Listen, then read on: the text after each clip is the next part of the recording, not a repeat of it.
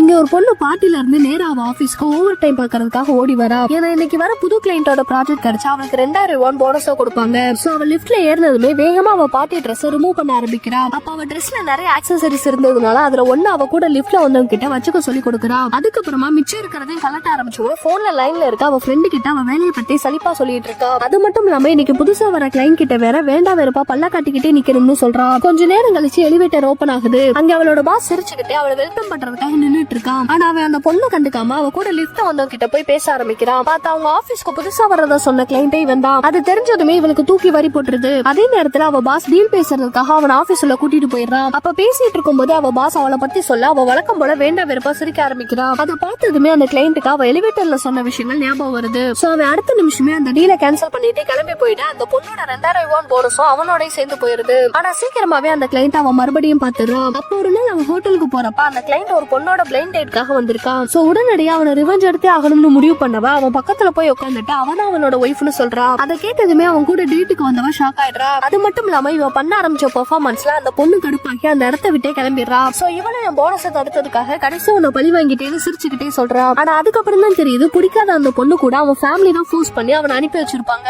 So அவனே எப்படி தப்பிக்கலாம்னு யோசிச்சுட்டு இருந்தப்ப இவளே வாண்டடா வந்து அவனை காப்பாத்திருப்பா. இப்ப அவன் வேற 2000 ரூபாய்க்காக தான் இதை பண்ணேன்னா நான் சொல்ற வேலையை பண்ணா மாசத்துக்கு உனக்கு 50,000 ரூபாய் தரேன்னு சொல்றான். உடனே அந்த பொண்ணு சிரிச்சுக்கிட்டே என்ன வேலைன்னு கேட்க எனக்கு கேர்ள் ஃபிரெண்டா நடிக்கணும்னு அவன் ஷாக்க கொடுத்துறான்.